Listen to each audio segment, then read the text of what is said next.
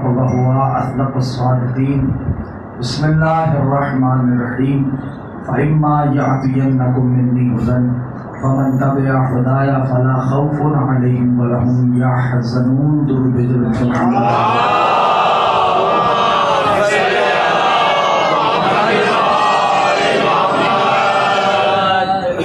کامیاب ہے ہر وہ فرد جو اس ذکر سے متمسک ہو جائے. سبب کامیابی سبب کامرانی ہر اس فرد کی وہی ہستیاں ہیں جن کا یہ پاک مقدس مطہر طیب طاہر. اس سلسلہ گفتگو کے لیے میں نے لکھائے نویدہ کے جز کو سرنامہ سخن پر رکھ دیا. پروردگار عالم اپنی لارب کتاب میں لباس اعزاز میں ارشاد فرما رہا ہے. بسم اللہ الرحمن الرحیم. فَإِمَّا يَأْتِيَنَّكُم مِّنِّي هُدًى فَمَن تَبِعَ هُدَايَ فَلَا خَوْفٌ عَلَيْهِمْ وَلَا هُمْ يَحْزَنُونَ. اے ابن آدم، بس تم نے کرنا کل اتنا ہے کہ جو ہدایتیں ہم نے اپنے پاس سے تمہارے پاس بھیجی ہیں ان ہدایتوں کی اتباع کر لینا. اگر ان ہدایتوں کی اتباع کر لی تو فلا خوف علیہم ولا هم یحزنون، تو کوئی خوف نہیں ہوگا. بس مختصر سا پیغام ہے اور اسی پیغام میں سارے رموز ساری باتیں پوشیدہ ہیں کہ ان ہدایتوں کی اتباع کرے جو اس نے اپنے پاس سے آپ کے پاس بھیجی ہے. اور کر لیا اتباع تو نتیجہ کیا ہے، رزلٹ کیا ہے، انعام کیا ہے، فائدہ کیا ہے. فلا خوف علیہم ولا هم یحزنون، کوئی خوف نہیں ہوگا اور نہ وہ محشر کے روز غمگین ہوں گے. یہ آیت میں نے بس ابھی یوں ہی ممبر پہ آنے کے بعد مختص کی کہ ہاں اس آیت پہ بھی گفتگو ہو سکتی ہے. اور آپ یقیناً سوچ رہے ہوں گے کہ یہ آیت کیوں اور عنوان کیا ہوگا. پھر آیت کے ترجمے کو محسوس کریں، موضوع انشاءاللہ واضح ہوتا ہے. اتباع کرنی ہے ان ہدایتوں کی، فالو کرنا ہے ان ہدایتوں کو جو رب نے بھیجی ہے. کر لیا تو نتیجہ کیا ہے، خوف نہیں ہوگا اور نہ محشر کے میدان میں جہاں سب غمگین ہوں گے، جہاں سب اداس ہوں گے. جنہوں نے اس دنیا میں اس کی ہدایتوں کی اتباع کی تھی انہیں محشر کے میدان میں کوئی غم نہیں ہوگا. ٹھیک ہے نا. مجھے یاد ہے کہ اسی ادا خانے میں گزشتہ برس خمسے کی آخری تقریر محشر کے میدان کے تذکرے ہی پہ رکی تھی. اور وہ تذکرہ قرآن نے بیان کیا تھا کہ اس وقت کا عالم کیا ہوگا اور وہ میں نے پیش کیا تھا. یہ بات گزشتہ برس کی. اب لطف کی بات یہ ہے کہ جب میں اس آیت کو پڑھتا ہوں کہ اتباع کرو ہدایتوں کی جو اس نے بھیجی ہیں، خوف نہیں ہوگا، میں براہ راست کربلا کے میدان میں پہنچ جاتا ہوں اور آسانی سے بہت آہستگی سے میں نے بات پیش کی ہے.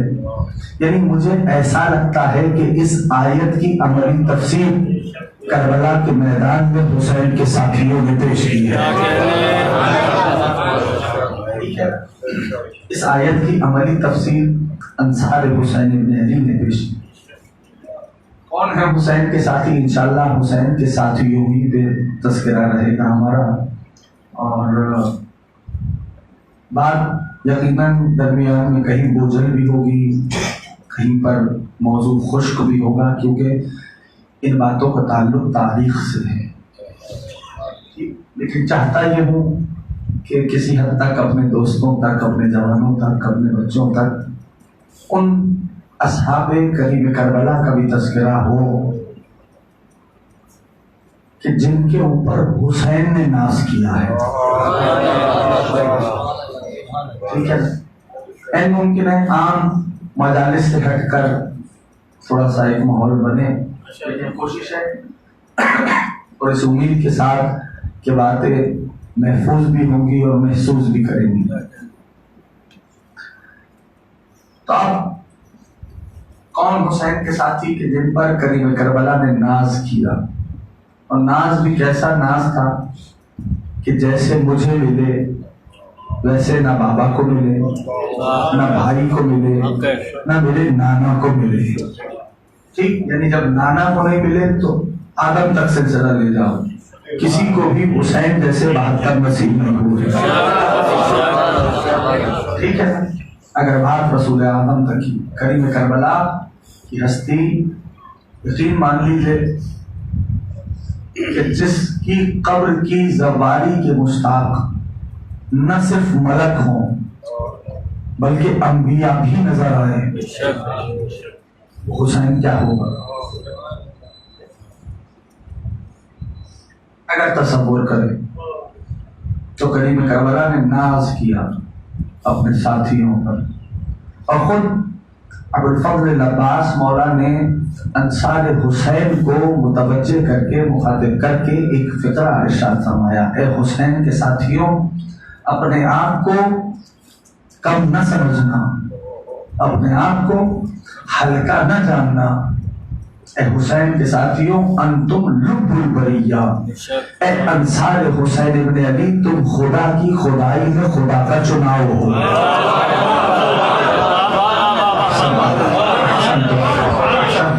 تم خدا کی خدائی میں خدا کا چناؤ ہو، اے انصار حسین ابن علی. یعنی اگر دیکھیے تو 95 برس کے ضعیف سے لے کر یہ انتخاب ہے کریم کربلا کا، 6 ماہ کا بچہ تک حسین کے ساتھیوں میں شمار ہے. یعنی فوج دیکھیے، سپاہ دیکھیے، ایسی سپاہ عالمین میں کوئی دکھا دے جو حسین کے ساتھیوں کی سپاہ. اور اب تو گواہی دشمن کے کیمپ نے بھی دی. تاریخ کا مطالعہ کیجئے، دشمن کے کیمپ سے آواز آئی، ایسا بور تو نہیں ہو رہا ہے، دشمن کے کیمپ سے آواز آئی انصار حسین ابن علی کے لیے. کیا کہ ایسا محسوس ہوتا تھا کہ حسین کے ساتھیوں نے اپنے سینوں پہ زرہ نہیں پہنی، زروں پہ دلوں کو رکھا ہے.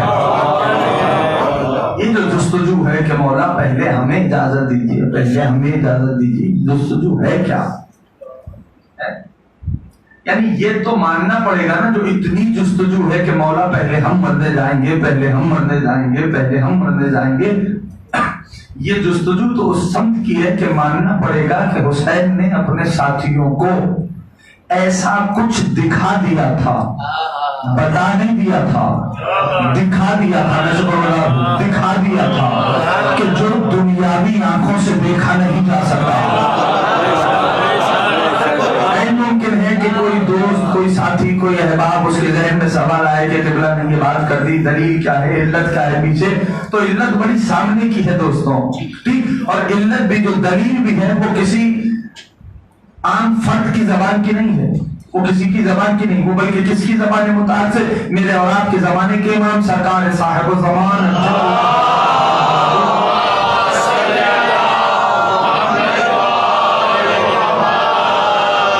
صاحب العصر کی زبان متحر سے فرمان صادر ہوا: اے حسین کے ساتھیوں، اللہ نے تمہاری آنکھوں سے حجابات کو اٹھا لیا تھا. تو آپ سوچیے، یہ انصار حسین ہے جس پہ حسین کو ناز ہو. یہ کیسے لوگ ہیں؟ یہ کون لوگ ہیں؟ سلیکشن ہے نا کریم کربلا کا، چناؤ ہے حسین ابن علی کا. یعنی ایک فقرہ کہوں تاکہ آپ کی پوری توجہات حاصل کر سکوں. موسیٰ اپنے ساتھ 70 لے کے گئے تھے دور پر، جنہوں نے ضد کی تھی کہ بھائی جانا، تو موسیٰ نے 70 افراد چنے لے گئے. ہوا کیا؟ فلما تجلى ربه للجبل جعله دكا وخر موسى صعقا، طور پر نور کی ہلکی سی جھلک آئی، جعله دكا، طور کے برف سے اڑ گئے، وخر موسى صعقا، موسیٰ غش کھا گئے، ساتھی ہلاک ہو گئے۔ وہ موسیٰ کا چناؤ تھا، 70 لے گئے تھے، پچھڑ گیا۔ وہ موسیٰ کا چناؤ تھا، 70 لے گئے تھے، ایک بھی نہیں بچا۔ یہ حسین کا انتخاب ہے، قیامت تک زندہ رہیں گے۔ حسین کا انتخاب قیامت تک حیات، اس لیے کہ خود کریم کربلا نے انشاءاللہ ان گفتگو میں اس درمیان اگر مجھے موقع ملا تو میں خود کریم کربلا نے جو اپنے اصحاب سے، اپنے ساتھیوں سے خطاب کیا ہے وہ بھی بیان کروں گا اگر تو مہلت رہی۔ تو خود کریم کربلا ایک مقام پہ کیا فرما رہے ہیں اپنے اصحاب کو دیکھ کر، اللہ اکبر۔ یہ تصور دیکھو، تصور میں رکھنا تو پھر بات سے محظوظ ہو سکیں گے کہ یہ وہ ہیں کہ جنہیں کل اس دنیا سے رخصت ہونا ہے، شہید ہو جانا ہے، ٹھیک ہے نا۔ مثال کے طور پر فقہ فرمان کریم کربلا لکھا ہے، اپنے ساتھیوں سے شب عاشور فرمایا من یصبر علی حد السیوف والرما فلیقم معنا وان لم فلینصرف، جو تلواروں کے زخم برداشت کر سکتا ہے، جو نیزوں کے گھاؤ برداشت کر سکتا ہے، فلیقم معنا، وہ ہمارے ساتھ رکا رہے، وان لم فلینصرف، جو نہیں کر سکتا وہ جا سکتا ہے۔ یعنی بتلا دیا حسین نے، دکھلا دیا حسین نے کہ کل سب شہید ہو جاؤ گے۔ ہاں اب سنیے، اس فکرے کے لیے میں نے یہ بات عرض کی، جنہیں شہید ہو جانا ان سے خود کریم کربلا کیا فرما رہے، اے میرے ساتھیوں، اللہ کرے میں پہنچا سکوں اور آپ محسوس کر سکیں، اے میرے ساتھیوں، نحن عین الحیات۔ بے شک بے شک، بہت آسان سی عربی ہے، جو سمجھ گیا وہ سمجھ گیا، جو نہیں سمجھا اس کو سمجھاتا ہوں۔ یعنی جنہیں کل شہید ہو جانا ان سے کریم کربلا فرزند رسول کیا فرما رہے ہیں، نحن عین الحیات، اے میرے ساتھیوں جانتے ہو میں کون ہوں نہیں، نحن ہم کون ہیں، میں کون ہوں جنہیں کل شہید ہو جانا ہے، ان سے کریم کربلا فرزند رسول فرما رہے ہیں اے میرے ساتھیوں جانتے ہو میں کون ہوں نہیں، ہم کون ہیں، نحن عین الحیات، ہم وہ ہیں جن سے زندگی پھوٹے گی۔ اللہ اکبر، اللہ اکبر، احسن تو درود نبی محمد علیہ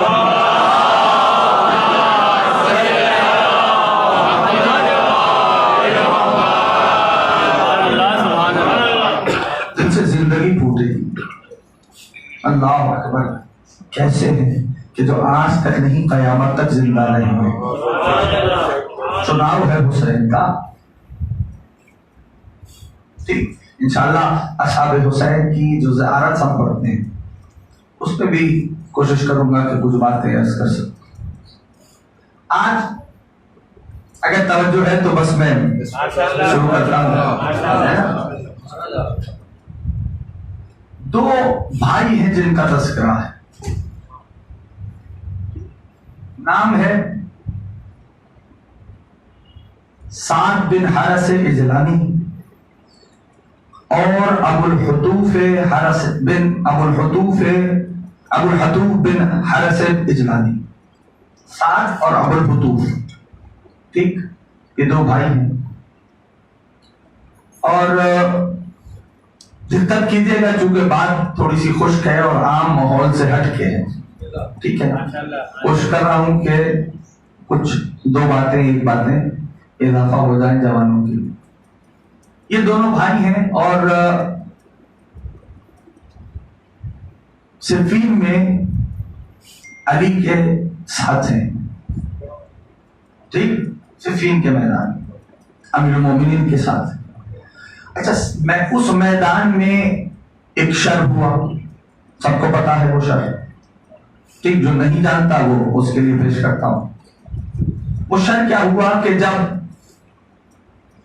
امیر المومنین کا کہ آرمی کا کمانڈر ان چیف نام احسن تو جو بول رہا ہے بولو گے تو بات بنے گی. نام احسن تو مالک اشتر. ٹھیک. جب وہ کسی کے خیمے کے قریب پہنچا, کلائی کی جنبش پہ تھی اس کسی کی موت. پتہ نہیں, میں تو تاریخ ہی پیش کر رہا ہوں بھائی. کلائی کی جنبش پہ تھی اس کسی کی موت. پیچھے علی کا قاصد پہنچا, مالک مولا نے بلایا ہے. اب دیکھو آیت ہی پہ ہوں, میں اپنے موضوع ہی پہ ہوں. فَإِمَّا يَأْتِيَنَّكُم مِّنِّي هُدًى فَمَن تَبِعَ هُدَايَ فَلَا خَوْفٌ عَلَيْهِمْ وَلَا هُمْ يَحْزَنُونَ. یعنی دشمنوں کی کچھار میں کھڑا ہے مالک. علی کی فوج کا سپہ سالار ہے. پیچھے علی کا قاصد آیا, مالک علی نے بلایا ہے. مالک نے چھو بھی نہیں کی, تلوار میں یاد میں رکھی, خوف تھا ہی نہیں. اپنے دور کی ہدایت کی توجہ کر رہا تھا.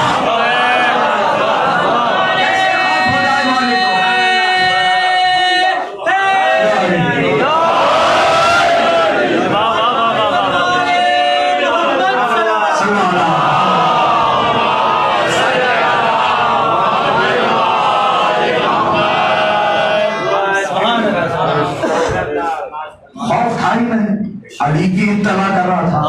دشمنوں کی کچھار سے واپس چلا بغیر کچھ بات کیے کہ تلوار کلائی کی جنبش پہ ہے, موت. واپس. یہ ہے کمال اطاعت, یہ بڑھاتا ہے منزل معرفت. جتنا اطاعت میں ضم ہوتے رہو گے معصوم کی, اتنا کمال تک پہنچتے رہو گے.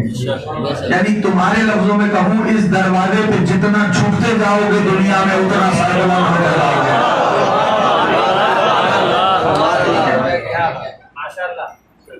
تو بس جناب مالک اشتر پہنچے. اللہ اکبر. اور اب اس میدان میں 60 دنوں کی جنگ ہے, صفین کی جنگ. 60 days. ہزاروں ادھر ہیں, ہزاروں ادھر. پوری ایک تہذیب ہے, پوری ایک تہذیب. اور یہ بھی ایک بات بتلاؤ, ایک عالم گزرے, بہت معروف نام ہے, شیخ عباس قمی رحمۃ اللہ تعالی علیہ, صاحب مفاتیح الجنان. انہوں نے کئی کتابیں لکھی. ان میں سے ایک کتاب میں شیخ عباس قمی نے, یعنی امیر المومنین کے حرم میں قبر ہے شیخ عباس کی. 52 کمرے ہیں اور رواق ہیں علی کے روضے میں. وہ 8 چیز دیکھیے سب نے, جو گیا ہے وہ گیا ہے, جو نہیں گیا اس ذکر کے طفیل امیر المومنین اپنے روضے کا دیدار نہیں سکتے. ٹھیک. 8 چیز بنی ہوئی, 52 آرچز ہیں, یعنی 52 رومز ہیں, 52 رواق ہیں. اور ایک لطف کی بات اپنے دوستوں کے لیے, جوانوں کے لیے بیان کروں. جو گیا ہے کعبہ, اس نے تو ظاہر سی بات ہے زیارت بھی کی ہے, دیدار بھی کیا. جو نہیں گیا, حج بیت اللہ کی سعادت پروردگار نصیب فرمائے. جب جاؤ گے تو کعبے پہ ایک میزاب لگا ہوا ہے. ٹھیک, تصویروں میں دیکھ لینا, ایک میزاب, یعنی ہماری زبان میں اسے برنالہ کہتے ہیں. ٹھیک. اس کو کہا جاتا ہے میزاب رحمت. کیا کہا جاتا ہے؟ رحمت کا میزاب. ٹھیک ہے. اب لطف کی بات یہ ہے کہ جتنی بلندی پہ وہ میزاب رحمت کعبے کی چھت پہ لگا ہے, اتنی ہی بلندی پہ وہ میزاب رحمت علی کے روضے پہ نصب ہے.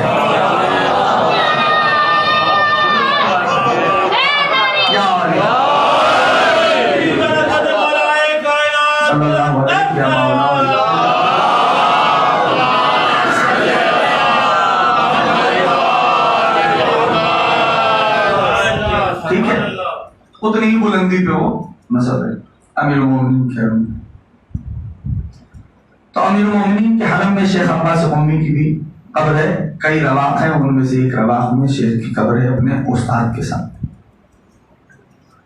اور اب محسوس کیجیے شیخ عباس قمی کا معیار کیا ہے, معاملہ کیا ہے. دیکھیے مولا نے کتنی توفیق دی. جو کتاب انہوں نے لکھی مفاتیح الجنان, ہر گھر میں پائی جاتی ہے. ہے ایسا یا نہیں؟ جو جس کے گھر میں نہیں ہے اولا وہ خریدے، نہیں تو نام سے آشنا ہے کہ مفادی ہے. یہ تو توفیقات کی بات ہے نا. کتنی توفیق دی مولا نے کہ گھر گھر کتاب پہنچی شیخ کی. تو ایک لا علاج مریض آ گیا، کہنے کا شیخ عیال کثیر ہے، خاندان بڑا ہے، اکیلا ہوں. طبیبوں نے کہہ دیا علاج کوئی نہیں. کیا کروں، مجبور ہوں شیخ. اگر میں چلا گیا دنیا سے تو میرے بیوی بچوں کو، میرے خاندان کو کون پالے گا؟ تو شیخ مسکرائے اور کہا جا کوزہ لے آ پانی کا. وہ کوزہ لے آیا. اب شیخ عباس قمی نے یوں حرم مولا کی طرف، ذریعہ علی کی طرف اپنے ہاتھوں کو اٹھایا اور کہا مولا آپ گواہ ہے. علی کو گواہ بنانا کوئی عام بات نہیں ہے. مولا آپ گواہ ہے کہ شیخ عباس قمی نے عمر بھر ان ہاتھوں سے سوائے آپ کے علوم کی، یعنی دین آل محمد کے علوم کی، آل محمد کے علوم کی ترویج کے علاوہ کوئی اور کام ہی نہیں کیا. یہ کہہ کر شیخ نے کوزے میں انگلیاں گھما دی اور اس سے کہا پی جا. اس نے پانی کا جام وہ پی لیا. اب شیخ کہنے لگے جا دنیا کے کسی طبیب کو جا کے پوچھ تیرا مرض بچا بھی ہے یا نہیں بچا. زمانے کو یہی تو سمجھانا ہے جن کے غلام ایسے ہو مولا کیسا ہوگا. غلام ایسے ہو مولا کیسا ہوگا. شیخ عباس قمی نے پھر بات سے بات نکل جاتی ہے اور میں کہیں دائیں بائیں چلا جاتا. شیخ عباس قمی نے ایک کتاب لکھی، اس کتاب میں یہ تک موجود ہے. انہوں نے ایک باب، ایک چیپٹر بنایا. اس چیپٹر میں امیر المومنین کی سورڈز کا ذکر کیا کہ مولا کے بعد جو تلواریں تھی کون کون سی تلواریں تھی. ٹھیک ہے، یعنی ایک تلوار بڑی مشہور ہوئی جو کون لایا تھا؟ اب میری طرح سے سن لو، وہ لایا تھا جو قرآن لاتا ہے. اگر تو بات پہنچا پا رہا ہوں شاید کہ سمجھا پاؤں. اور کیا کہتا ہوا لایا تھا؟ لا فتح احسنتم احسنتم. ہاں بولو لا فتح الا علی. لا فتح الا علی. ٹھیک، لا فتح الا علی. کنسٹرکشن دیکھ رہے جملے کی، یہ کسی سے ملتا جلتا نظر آ رہا ہے، کسی اور جملے جیسا. احسنتم احسنتم لا فتح الا علی. لا الہ الا اللہ پہ بات کرو. یہ کلمہ توحید ہے نا؟ ہے نہیں ہے؟ کلمہ توحید ہے. کیا ترجمہ ہے؟ کوئی معبود نہیں سوائے اللہ کے. یعنی امکان ہے ماضی میں کوئی تھا اللہ کے علاوہ؟ بولو. مستقبل میں کوئی ہوگا اللہ کے علاوہ؟ پریزنٹ میں حال میں کوئی اور ہو سکتا ہے اللہ کے علاوہ؟ کہا یہی کیوں یہ تینوں زمانوں کی نفی کیسے ہو رہی ہے؟ کہ جو لا آیا ہے نا، یہ ہے لائے نفی جنس. اور اس لائے نفی جنس کا کمال یہ ہے کہ یہ ایک وقت میں تینوں کی نفی کرتا ہے.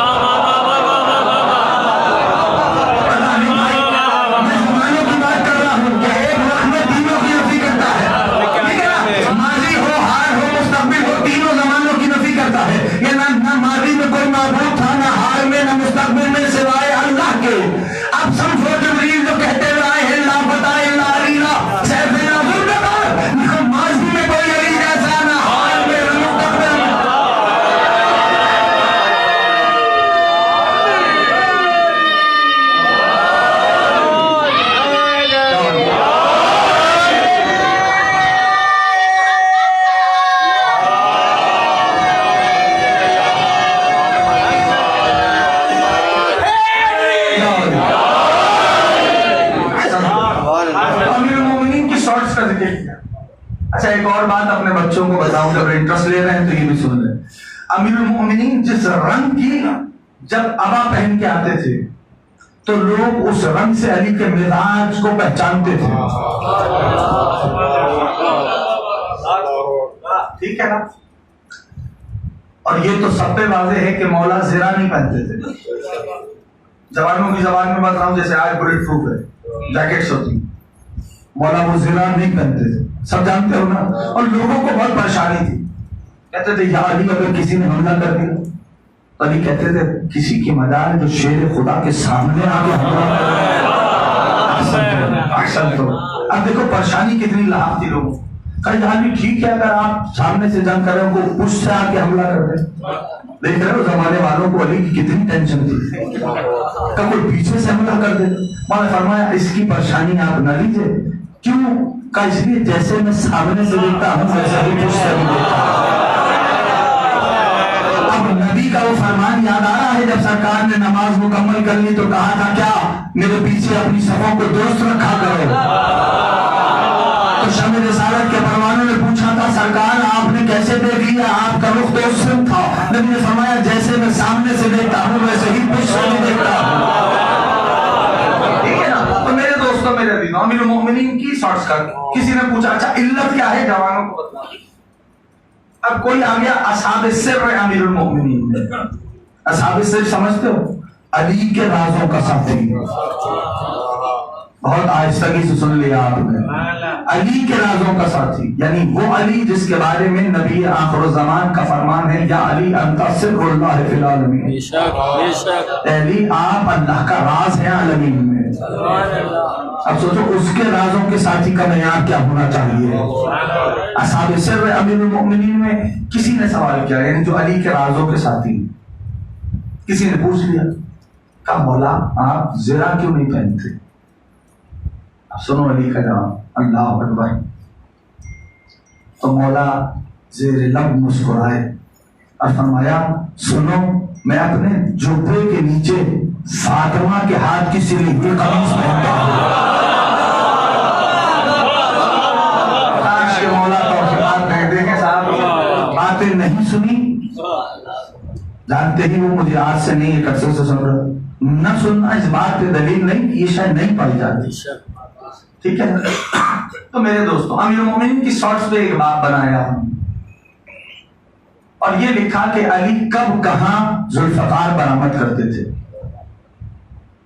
ٹھیک یہ لکھا اور شارٹس کے نام لکھے.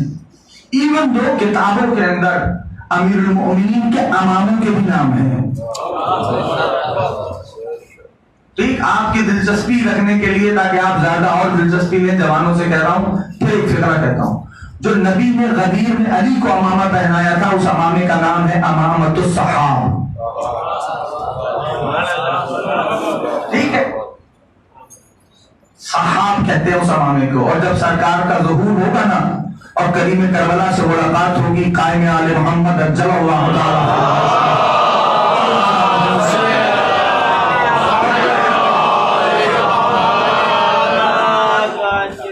تو جہاں کریم کربلا کچھ چیزیں طلب کریں گے سرکار سے تو اس میں کہہ فرمائیں گے کہ میرے بابا کا امامت الصحاب کہاں ہے.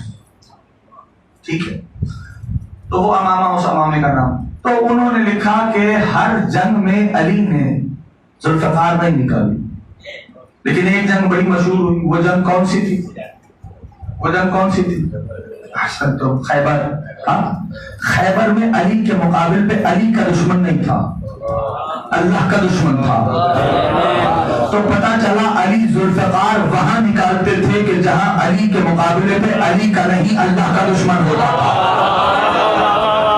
اب یہ تو مورنر سے پوچھو جا کے کہ علی صفین میں ذوالفقار کیوں لے کے گیا تھا. میرے دوستوں میرے عزیزوں اب وہ مارکہ ہوا اور صفین کا مارکہ سب کے سامنے تاریخ نے لکھا more than 60 days 60 دنوں سے زیادہ کی جنگ. ایک پوری تہذیب بنی ہوئی. تو اس میں یہ دونوں بھائی تھے ٹھیک سعد بن حرث عجلانی اور ابو الحطوف ابن حرث عجلانی. نام یاد رہے گا سعد اور ابو الحطوف یہ دو اس طرح یاد رکھ لو. ٹھیک نام بڑے بڑے.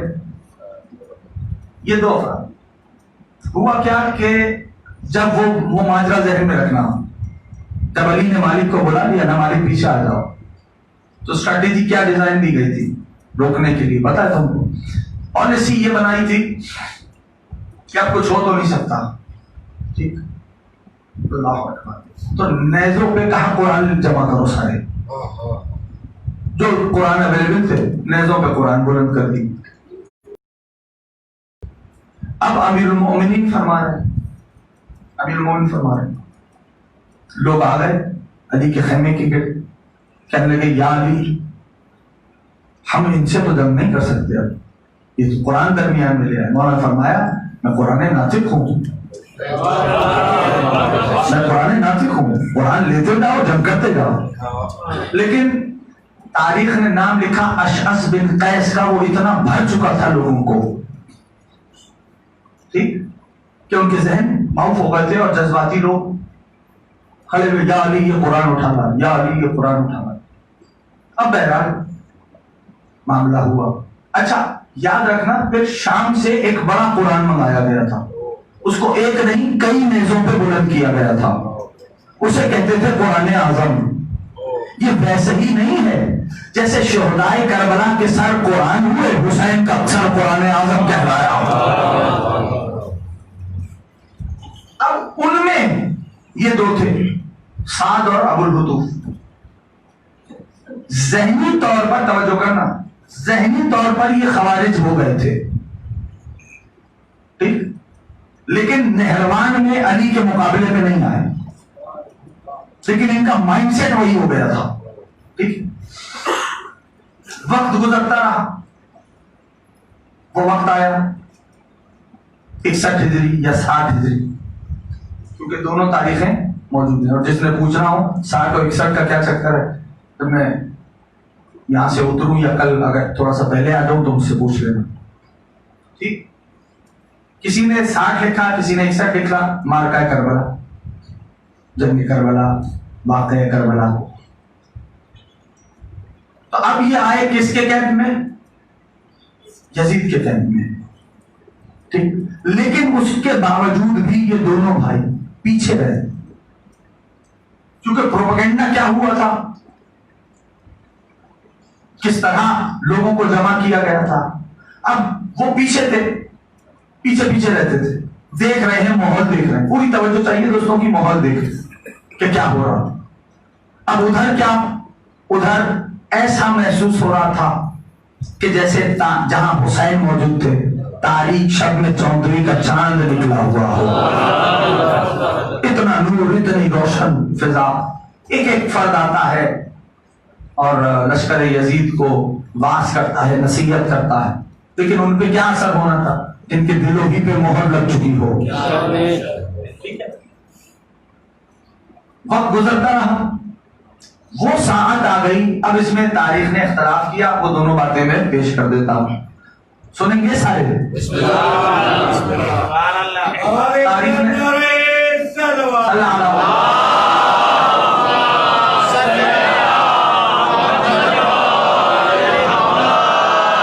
تاریخ نے اختلاف کیا، کوئی کہتا ہے شہادت کریم کربلا سے پہلے آئے، کوئی کہتا ہے شہادت کریم کربلا کے بعد آئے۔ لیکن چونکہ تاریخ یہ کہہ رہی تھی کہ بیویوں نے گریہ شروع کیا تھا، اور بیویوں کا گریہ ظاہر سی بات ہے کہ کریم کربلا کی شہادت کے بعد آواز گریہ بلند ہوئی، ٹھیک۔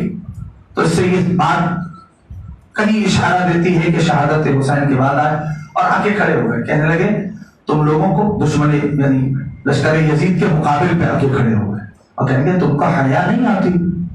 اب وہ کیا دیکھ رہے ہیں، پیچھے رہ رہے تھے لشکر میں، یعنی آگے نہیں آئے، فرنٹ پہ نہیں آئے، اس لشکر میں پیچھے پیچھے رہ کے مہر دکھ رہے تھے کہ ادھر سے لوگ آ رہے ہیں، وہ نماز کی وقت کہہ رہے ہیں بھائی نماز کا وقت ہو چکا، جنگ روک دو، ٹھیک۔ ادھر مناجات ہے، ادھر قرآن کی تلاوت ہو رہی ہے، ادھر دین کی باتیں ہو رہی ہیں، ادھر شریعت سمجھائی جا رہی ہے، کہ قدم قدم پہ کوئی آتا ہے، کوئی شریعت یاد دلاتا ہے، کوئی واعظ کرتا ہے، کوئی بتلاتا ہے یہ حسین کون ہے۔ تب یہ مقابل سامنے آ گئے اور کہیں گے تمہیں حیا نہیں آتی کہ جس حسین کو تم نے قتل کر دیا، یہ تمہارے نبی کا نواسا ہے جس سے تم شفاعت کی امید رکھتے ہو۔ سننا، تم نے اسے قتل کر دیا، تو کیسے ممکن ہے وہ نبی تمہاری شفاعت کرے؟ اور یہ کہہ کر صفین میں ایک نعرہ اٹھا تھا، لا حکم الا للہ، ٹھیک، قرآن کی آیت ہے ان الحکم الا للہ، صفین میں نعرہ اٹھا تھا۔ انہوں نے اس نعرے کو بڑھا دیا، کہا اللہ کے علاوہ کسی اور کا حکم نہیں چلے گا، اور گناہگاروں کی اطاعت کسی طور پہ برداشت نہیں ہوگی۔ یہ کہہ کر لشکر یزید پہ حملہ کر دیا، اور یہ دونوں شہید ہو گئے۔ یعنی اگر سمری کروں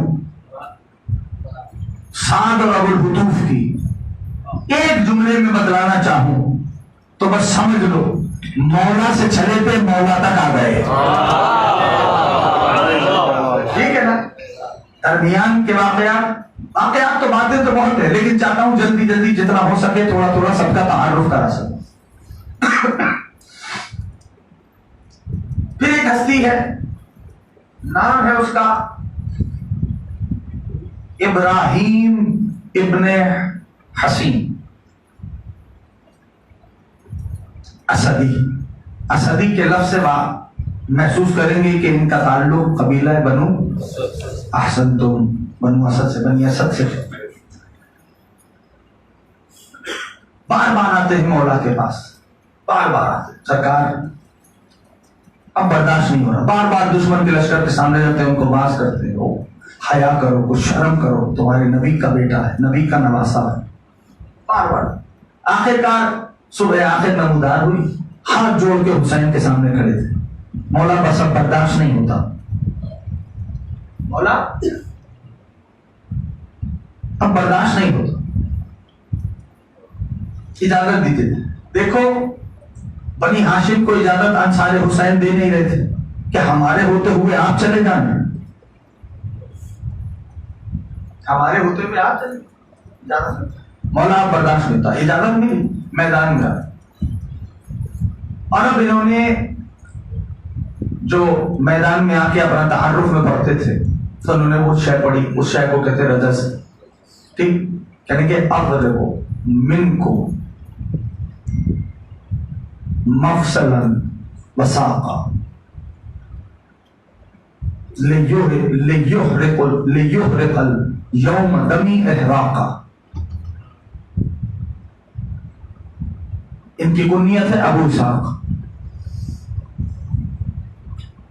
کہتے ہیں میں اس وقت تک نیزوں سے تلواروں سے تم پہ حملے کرتا رہوں گا، تمہارے بازوؤں کو کاٹوں گا، تمہاری پنڈلیوں کو کاٹوں گا، تمہاری رانوں کو جدا کروں گا، تمہارے ہاتھوں کو کاٹ دوں گا، جب تک میں اپنے خون میں نہا نہیں جاتا اس وقت تک تمہیں رزق موت بانٹتا رہوں گا۔ اے فاسق فاجروں، اے فاسقوں کی اولادوں، اے فاجروں کی اولادوں، یہ کہہ کر حملہ کر دیا، شیرانہ حملہ کیا۔ جانتے میں کہوں گا آپ سنیں گے، میرا کہنا آسان ہے، آپ کا سننا آسان ہے۔ 100 سے زیادہ، 84 سے تعداد لکھنا شروع ہوئی ہے، 100 سے زیادہ تک لکھی گئی ہے مقتل کی کتابوں میں تعداد کہ 100 سے زیادہ یزیدیوں کو استنہا نے فنار کیا ہے، 100 سے زیادہ فنار کیا۔ اور کیفیت کیا ہے؟ آخرکار 3 دن کا پیاسا بھی تو ہے، کب تک جنگ لڑتا، خون میں ڈوب چکا، زین چھوڑی، سلام کیا، مولا غلام کا سلام قبول کرے۔ حسین پہنچے، اللہ اکبر، ہاتھوں کو جوڑ کے کہنے لگا مولا نوکری قبول ہو گئی، اکرامے کے لیے سنبھالنا نہیں تو پھر بات رہ جائے۔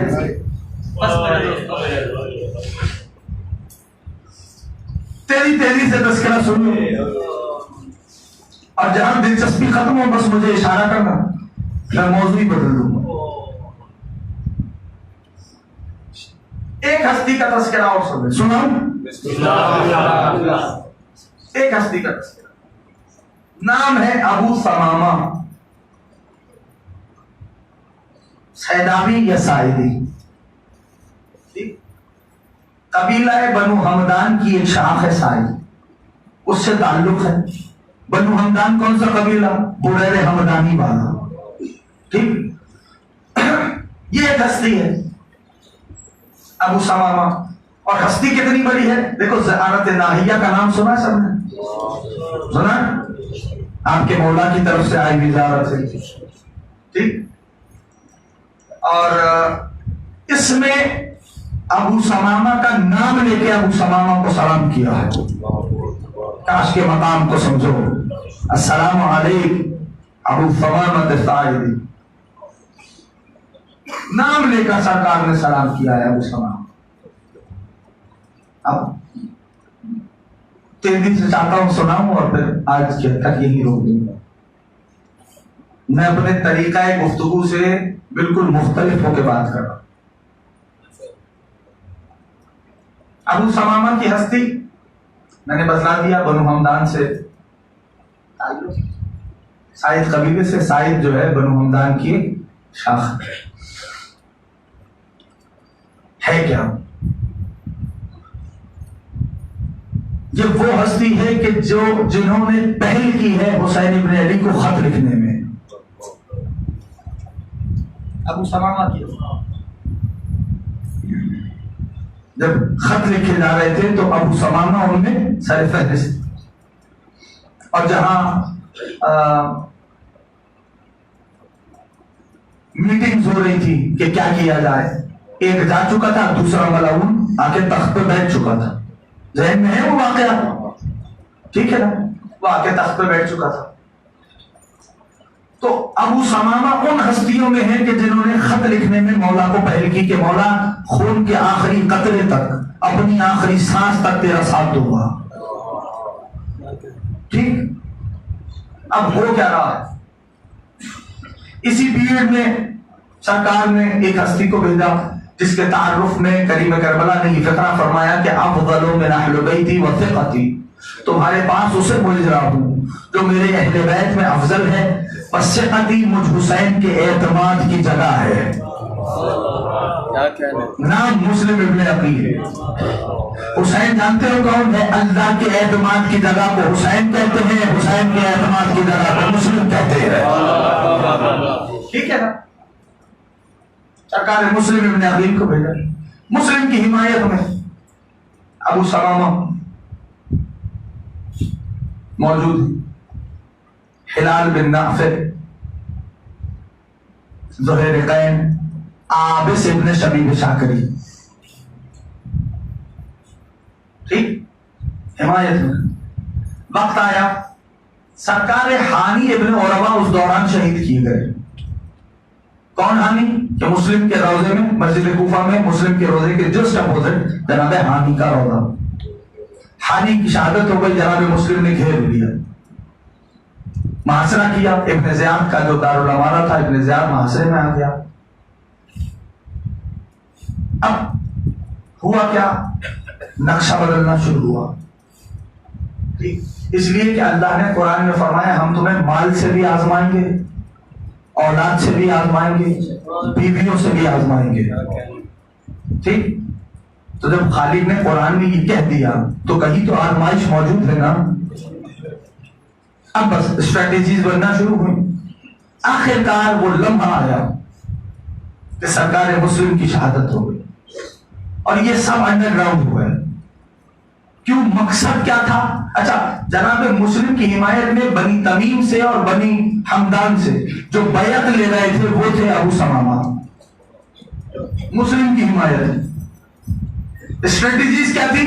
کہ بس مولا تک پہنچنا ہے. اگر سب اکٹھا ہوتے تو سب شہید ہوتے. ابن زیاد رحمۃ اللہ علیہ کے لشکریوں کو حکم تھا کہ ان کو گھر گھر تلاش کرو. ابو سمامہ، ہلال، عابس، ان سب کو گھر گھر تلاش کرو. اور یہ سب کیا ہوا؟ مختلف مقامات پہ جا کے مختلف جگہوں میں پوشیدہ ہوگا. رات میں ایک مقام کا تعین کیا، سب ملے اور گفتگو ہوئی کہ ہم اس طرح کریم کربلا تک پہنچے. اور پھر سب ڈسپوز ہو گئے اپنی اپنی جگہوں پہ بغیر بتا. منزل احزیب ایک منزل ہے جو کریم کربلا کے مکہ سے کربلا تک کی ٹریولنگ کے اندر جو منازل آئی ہیں اس میں ایک منزل ہے. اس منزل کا نام منزل احزیب.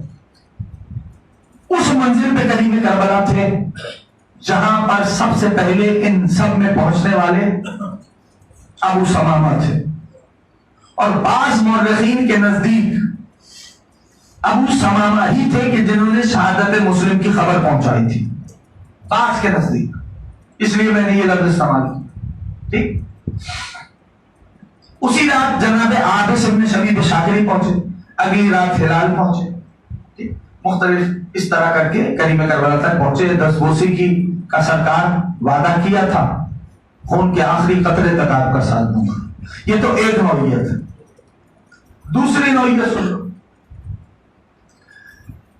جب مارکا چھڑ چکا، آغاز جنگ ہو چکا، اس وقت جب ظہر کا وقت قریب آیا تو وہ ہستی حضرت ابو سمامہ ہی کی تھی کہ جو مولا کے پاس آئے اور کہنے لگے فرزند رسول نماز کا اول وقت ہو گیا ہے.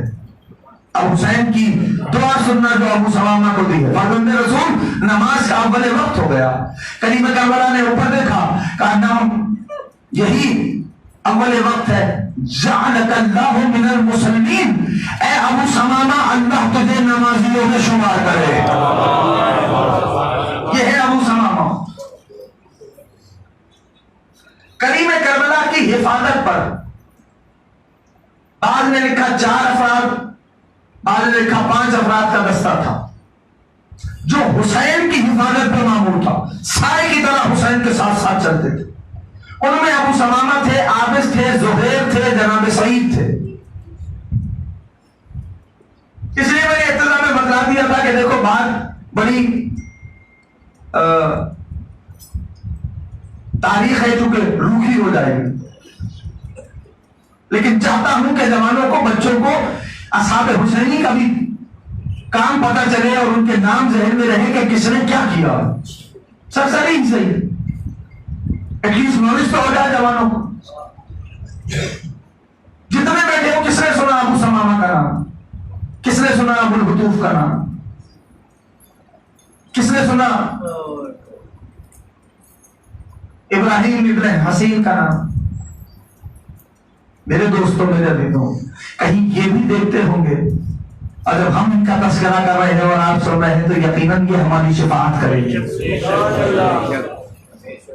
سارے حسینی ہیں، یعنی جس کہہ دوں جملہ، جس خاک میں حسین کا خون گرا ہے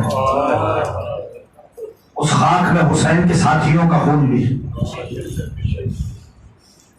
اصحاب حسین. بہرحال تو 4 یا 5 افراد کا دستہ تھا جو تعین کیا گیا تھا کریم کربلا کی حفاظت کے لیے. مصر سعد نے ایک آدمی بھیجا، کہا حسین سے بات کرو. ابو سمامہ ہی کا کارنامہ ہے، یعنی مقابل پہ لاکھوں ہیں. اصحاب حسین مشہور جو ہو گئی 72، نہیں تو 95، 120، 110، 145 تک تاریخ نے لکھا. ٹھیک. شہدائے کربلا 145 تک تعداد گئی. تو جب وہ پہلا آیا نا تو ابو سمامہ نے کہا سن، کس لیے آیا؟ کیونکہ حسین کی محافظت والے دستے میں موجود ہے. کس لیے آیا؟ کہا حسین سے بات کر دوں. کہا اپنا اسلام مجھے دے. کہا اپنا اسلام مجھے دے. کہنا یہ نہیں ہو سکتا. کہا پھر یہ بھی نہیں ہو سکتا تو حسین تک جائے. کاش کہ محسوس کریں. کہا دوسری بات یہ، یا تو میں تیرے تلوار کے قبضے پہ ہاتھ رکھوں گا اپنا، پھر تو چل. کہا یہ بھی نہیں ہو سکتا، جا واپس لوٹ جا. حسین پیچھے بیٹھے دیکھ کے مسکرا رہے ہیں کہ میرے ساتھیوں، کیسے میرے ساتھی ہیں، کیسے میرے انصار ہیں جو حسین کی حفاظت پہ معمور ہیں. اور یہ بھی یاد رکھنا، بھی ایک فکرہ کہوں گا. دوسرا بھیجا، کہا کس لیے آیا ہے؟ کہا حسین سے بات کرنی. کہا اسلام مجھے دے. کہا نہیں ہو سکتا. کہا تلوار کے قبضے پہ ہاتھ رہے گا. کہا ٹھیک ہے.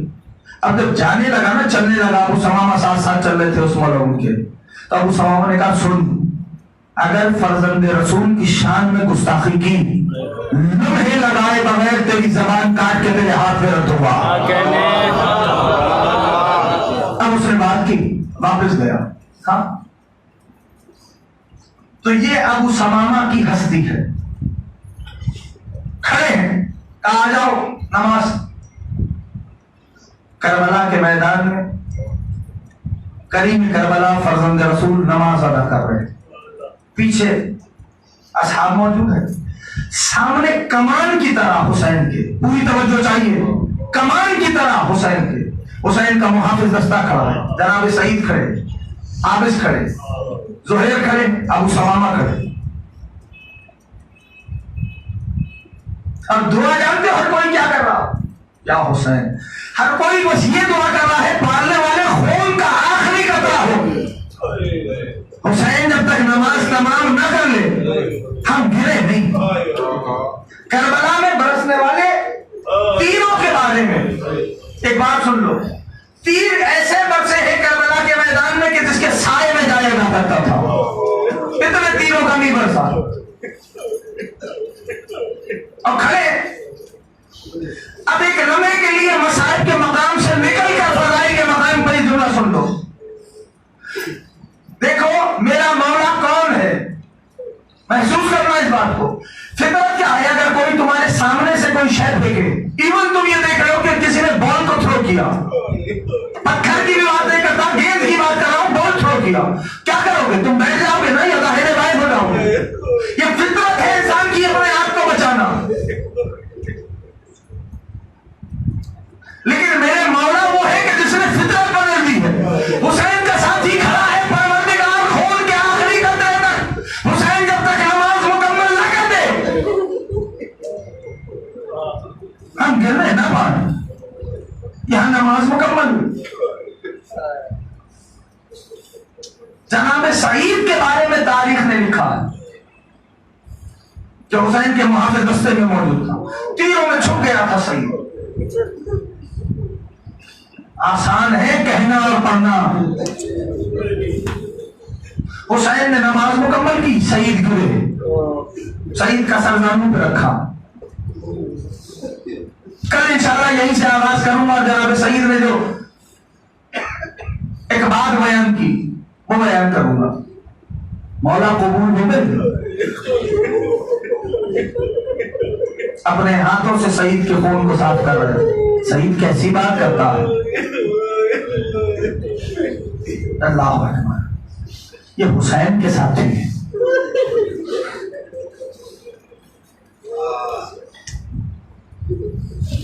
لیکن ایک امتحان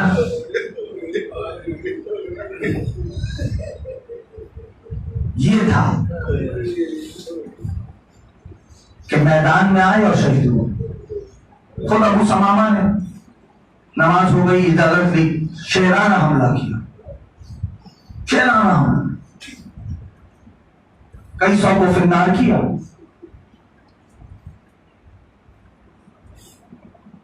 لیکن ایک رجز پڑھا ابو سمامہ نے، اور وہ رجز بھی کیا تھا؟ تسلیت تھی۔ میری تعزیت و تسلیت ہو فرزند رسول خدا کو، جناب زہرا کو، کہ ان کی بیٹیاں کس بلا میں گرفتار ہو۔ ابو سمامہ کے رجز کی فکریں ہیں، میں علی کو تعزیت پیش کرتا ہوں، جنگ لڑتے جاتے ہیں اور کہتے جاتے ہیں کہ کن بدکاروں میں ان کی بیٹیاں ہیں۔ علی کی وہی بیٹیاں ہیں کہ جب علی کوفہ میں آئے تھے تو ایک روز حسن مصطفیٰ سے کہا تھا، میرے بیٹے حسن، بابا کو اپنی بیٹیوں کی بڑی یاد آ رہی ہے۔ اچھا بابا، حسن جائیے میری بیٹیوں کو مدینہ سے لے آئیے۔ جی بابا۔ جناب مولا حسن سامان سفر تیار کیا، جانے لگے، بابا کو ودا کرنے آئے۔ بابا میں سواری کا، میں سفر میں جا رہا ہوں، بیٹیوں کو لینے، بہنوں کو لینے جا رہا ہوں۔ میرے بیٹے حسن جاؤ، لیکن ایک بات کا دھیان رہے حسن، جتنا بھی سفر کرنا علیک باللیل، رات کے اندھیرے میں کرنا۔ اجرکم اللہ، اجرکم اللہ۔ جی بابا۔ حسن نے کوفہ کے قریب آ جانا تو سواریوں کو وہیں روک دینا، مجھے آ کے خبر دینا۔ اچھا بابا۔ مولا حسن مصطفیٰ مدینہ پہنچے، مدینہ پہنچے، بہنوں نے بھائی کو دیکھا، چہرے خوشی سے کھلے، بھائی سے نہیں۔ اب مولا حسن مصطفیٰ نے فرمایا، بہنوں آج بابا نے تم کو یاد کیا ہے، علی کی بیٹیاں تھی، چہرے کھل گئے، بابا نے یاد کیا سفر کا سامان تیار کرو آمادہ ہو بابا بلا رہے ہیں سامان سفر تیار ہوا رات کے اندھیرے میں مولا نے بہنوں کے ساتھ سفر کیا بنی ہاشم کے جوان ساتھ کوفے کے قریب پہنچے سواری روڈ کہا آپ یہیں قیام کریں بابا کا حکم تھا میں بابا کو بتا کے آتا ہوں سلام کے ساتھ امیر المومنین کے پاس آئے بابا کی دستبوسی کی سلام کیا بابا بہنوں کو لے آیا ایک جوان کھڑا تھا علی نے بلایا کہا جاؤ آج کوفے میں اعلان کر دو کہ نماز کے بعد کوئی باہر نہ آئے جب رات کا وقت ہو جائے تو آج مغرب کے بعد کوئی کوفے کا فرد باہر نہ آئے بس اعلان ہو گیا امیر المومنین خود چلے ہیں اپنی بیٹیوں کو لینے کے لیے کوفے سے باہر پہنچے دیکھا بیٹیوں کی سواریاں تھی بیٹیوں نے بابا کو دیکھا بابا کی زیارت کی خوش ہو گئے اگر آپ جانتے ہو تاریخ لکھتی ہے کہ علی اب خدا جانے میں کیسے کہوں گا آپ کیسے سنیں گے علی اس محمل کے ساتھ چلتے تھے جس محمل میں علی کی بڑی بیٹی بیٹھی تھی اللہ کرے میں کہتا ہوں جس محمل میں علی کی بڑی بیٹی بیٹھی تھی علی اس محمل کے ساتھ چلتے تھے اچانک سے ایک موقع آیا اللہ کرے میں پڑھ سکوں مولا نے فرمایا بیٹی ذرا ہلکا سا محمل کا پردہ ہٹا دے بیوی نے محمل کا پردہ ہٹایا مولا کہنے لگے بیٹی دیکھ لے یہ کوفے کا بازار ہے اجرکم اللہ اجرکم اللہ اجرکم اللہ کچھ دیر سواری اور چلی تھی مولا نے کہا بیٹی محمل کا پردہ تھوڑا اور ہٹا بیوی نے پردہ ہٹایا کہا بیٹی یہ کوفے کا چوراہا ہے بیوی طرف سے کہنے لگی بابا کبھی بازار دکھاتے ہو کبھی چوراہا دکھاتے ہو اب پاس کا دکھائیے علی کی آنکھوں سے آنسو جاری ہوئے میری بیٹی ایک دن تجھے اسی کوفے کے اجرکم اللہ اجرکم اللہ اجرکم اللہ اجرکم اللہ بس آپ نے جملہ سنو آج مورخین نے لکھا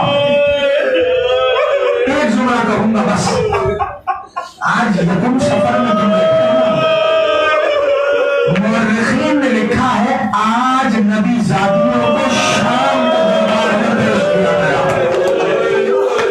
اللہ تعالیٰ زندگی بھر رونے کے بس ایک جملہ سنو ایک جملہ ایک لمبے سانس لے لو کیا لکھ رہا ہے مقتل کسی نے 3 گھنٹے لکھا ہے اللہ کرے میں سمجھا سکوں کربلا سن کے نہ گزرو اس نے محسوس کر لو کسی نے 7 گھنٹے لکھا ہے جبکہ یزید کا دربار سامنے ہی تھا اہل حرم کو نبی زادیوں کو باہر کھڑا رکھا ہے کہا کیوں کھڑا کیا ہم بتا جانتے ہو کہا شام کے بازار سجائے جا رہے تھے جناب مخدومہ عالمیان علی کی چھوٹی بیٹی بنت علی فرماتی اللہ کرے میں کہہ سکوں بھیا سردار ان نیزہ برداروں سے کہو ان نیزوں پہ سر تھے اللہ کرے محسوس کرو سوچو نا